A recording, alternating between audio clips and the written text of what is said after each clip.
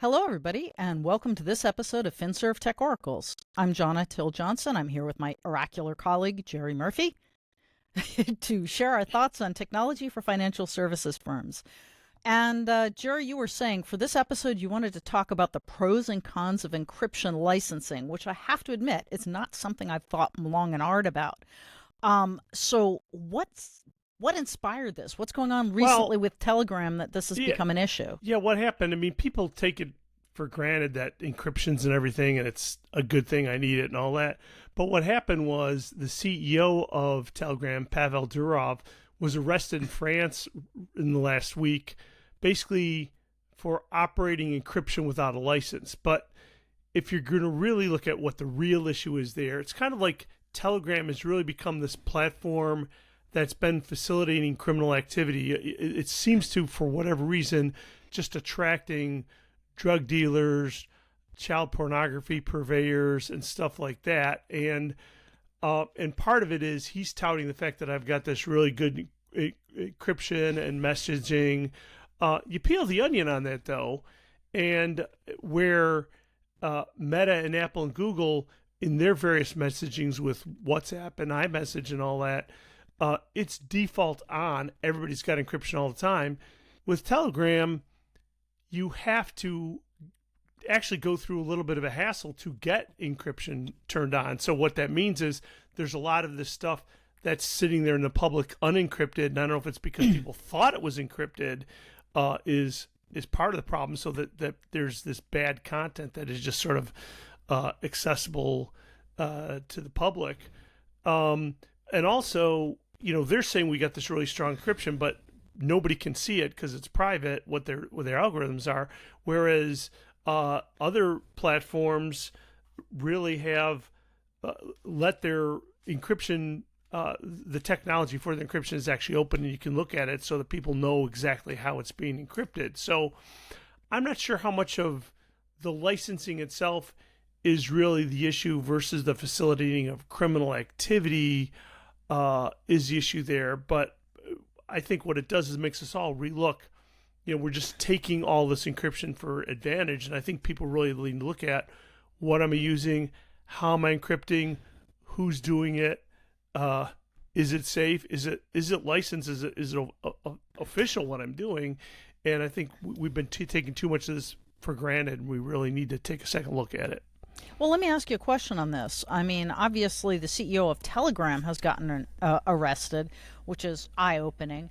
But if you just happened to be using third-party encryption, and you mentioned Google and Meta and all of these folks, as a financial services firm, as a customer, would you be in trouble for using unlicensed encryption? It's the short answer is I don't know the answer to that question.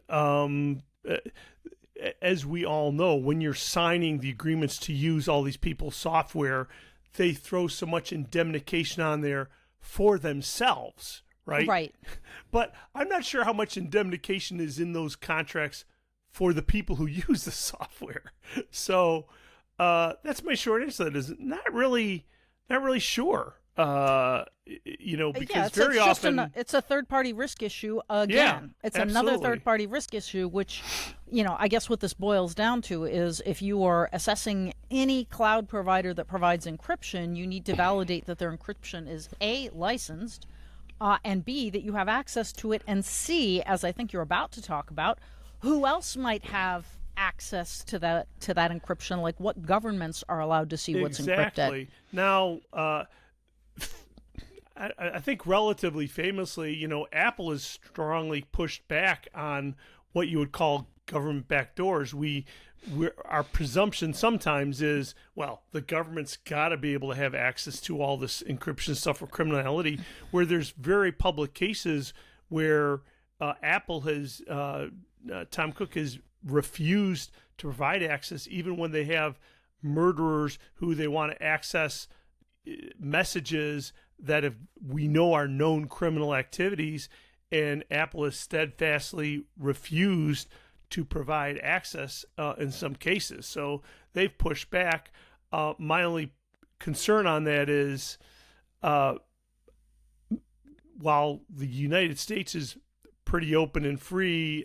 I'm not sure that all, for example, for China, I don't know if I would guarantee the fact that, say, WhatsApp from China is something that is going to be protected from the purview of the Chinese government. Well, you're thinking TikTok because WhatsApp is Meta. Yeah. But yes, it does depend which governments you're talking about. Right. I will say though, this entire issue rose several decades ago when, as telcos were switching from TDM to IP, there was the whole question of Kalia, if you remember that. Yeah. And the fact that, like, Cisco, for example, had to build backdoors into its gear. And I remember that because the chairman of the IETF at the time was Fred Baker. And I remember he was up in arms about this idea that you had to build backdoors into your systems. And I remember thinking, what's the big deal, man? Don't you want to catch child molesters? And he was like, no, this will be abused.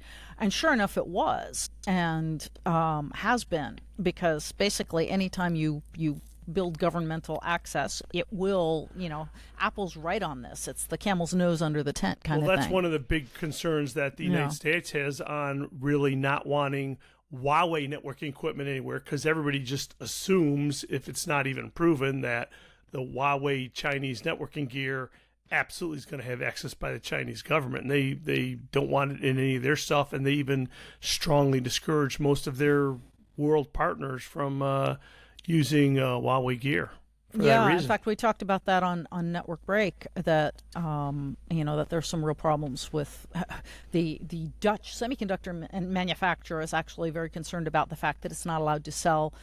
Not semiconductor manufacturer, but the company that makes the machines that make chips can't sell to China its current cutting edge solutions for all these reasons. So yeah. And if you think about the whole, without getting too technical, you think about all the different layers of technology that are, you've got an application that sits on a database, that has an operating system, that sits on a piece of hardware that has a bunch of silicon computer chips in it, that goes across a computer network, all of the different layers where there's technology, and every one of those layers could have a shoehorn into the signal of the path to grab information. So it's kind of sobering when you think about all the different potential areas where people could backdoor data in your infrastructure. Well, and I keep not forgetting the Supermicro bug, which was actually a bug that was embedded already in the physical layers of the chip, that of a motherboard that was a video motherboard that was built by a company that also sold to the DoD and got bought by Apple. Amazon. After they bought it, Amazon's tested out their gear in their labs and discovered the bug. And all these years, the bug had been sitting there and had been embedded at the physical layer. So it was a very interesting story a couple of years ago. Think about like Log4j, right? It's that application daemon that basically captures log file information. Everybody's been using it, not thinking twice about it for years and years and years. And all of a sudden, it's got this big security hole in there that nobody realized, and it just people didn't even give it a second thought. So basically, given that you're essentially saying the hook here is that some encryption may need to be licensed, but the bigger story is, if you're a financial services firm, you want to think about what layers you're doing encryption on, who's doing it, what the licensing is, and what risks you may have, but also whether or not you're doing it at all, because you may think you're doing encryption at the right layer and may not be at all. Exactly. Okay. Well, that's all the time we have for this. So that's it for us until next week at noon. We have shifted our publication dates on these till noon on Tuesdays. So look forward to talking to you next week on Tuesday at FinServ Tech Oracles. Yeah, have a great week, everyone.